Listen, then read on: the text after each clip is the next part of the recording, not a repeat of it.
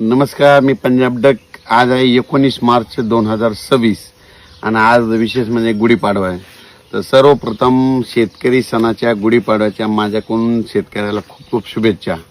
आणि आज आहे गुढीपाडव्याच्या निमित्तानं एक शेतकऱ्याला सांगू इच्छितो की काय झालं की काल थोडेफार प्रसारमाध्यमातून काही लोकांचं असं म्हणणं येईल की पश्चिम महाराष्ट्रातला अंदाज देऊन सांगली, सातारा, सोलापूर, कोल्हापूर आणि नाशिक जिल्ह्याचा अंदाज देऊन.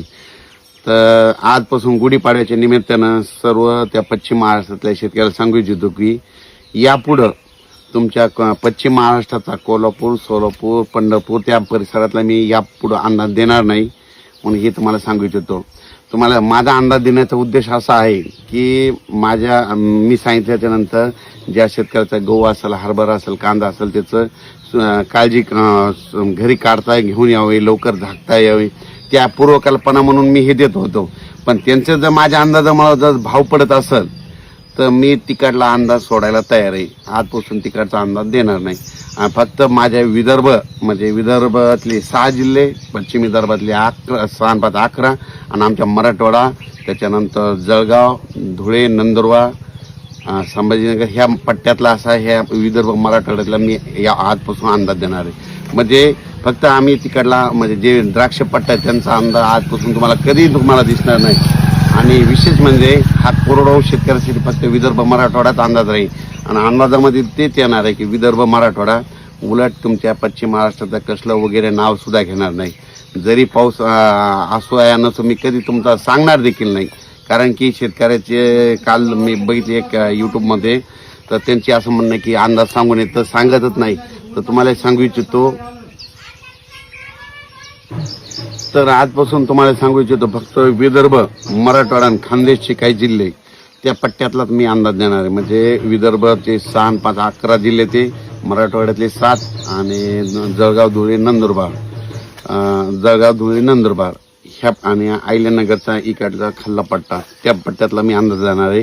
कारण की ह्या पट्ट्यामध्ये कोणाचे द्राक्ष नसल्यामुळं केवळ शेतकऱ्यासाठी अंदाज देणार आहे. शेतकऱ्याचं नुकसान टाळण्यासाठी अंदाज देतो. नसता अंदाज देण्याचं हेच म्हणजे हे की आपल्या शेतकऱ्याचं ह्या निसर्गाच्या लहरीपणापासून नुकसान होऊ नये म्हणून मी हे अंदाज देत असतो. आज देखील मी अंदाज सांगणार आहे. आज गुढीपाडव्याच्या निमित्त विदर्भ मराठवाड्यातल्या शेतकऱ्याला सांगू इच्छितो की विदर्भ आणि मराठवाड्यामध्ये 6 आणि 5 11 जिल्ह्यामध्ये सांगायचं झालं तर वर्धा, नागपूर, भंडारा, गोंदिया, चंद्रपूर, यवतमाळ, वाशिम, हिंगोली, नांदेड, परभणी, लातूर, बीड, जालना, संभाजीनगर, जळगाव, धुळे, नंदुरबार, त्याच्यानंतर बुलढाणा, अकोला, अमरावती या पट्ट्यातल्या सर्व शेतकऱ्याला सांगू की आणखीन आज आणि उद्याच्या दिवसात विदर्भ मराठवाड्यामध्ये पावसाचं वातावरण राहणार आहे. काही ठिकाणी वारं सुटेल, कुठं पाऊस येईल, कुठं गारा देखील पडतील म्हणून हा अंदाज लक्षात येतात. हे फक्त 2 दिवस वातावरण राहणार आहे म्हणून हा अंदाज महाराष्ट्रातल्या शेतकऱ्यांनी गुढीपाडव्यानिमित्त हा अंदाज हे लक्षात घ्यायचा.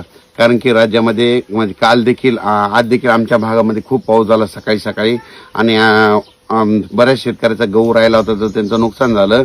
पण आता हे आणखीन 2 दिवस विदर्भ मराठवाड्यामध्ये पूर्व विदर्भ मराठवाडा 6 आणि 5 11 जिल्ह्यामध्ये आणि त्याच्यानंतर मराठवाड्याचे 7 जिल्हे आणि तेलंगणा आणि मध्य प्रदेश ह्या सर्व शेतकऱ्यांना सांगू इच्छितो की 2 दिवस आणखीन पावसाचं वातावरण राहणार आहे म्हणून हा अंदाज लक्षात घ्यायचा. त्याच्यानंतर 21 तारखेच्या नंतर परत हवामान कोरडं होणार आहे म्हणून हा अंदाज देखील सर्व शेतकऱ्यांनी लक्षात घ्यावा. आता ज्यांचा कोणाचा गहू राहिलेला असेल, हरभरा असेल, आज आणि उद्याचे दिवस वातावरण खराब आहे. त्याच्यानंतर 21 पासून वातावरण एकदम स्वच्छ होणार आहे. त्याच्यानंतर हवामान कोरडं होणार आहे. त्याच्यानंतर तुम्ही तुमचा गहू असेल, हरभरा असेल तर ते काढू शकता. म्हणून हे सर्व शेतकऱ्यांनी गुढीपाडव्यानिमित्त हा अंदाज लक्षात घ्यावा. धन्यवाद.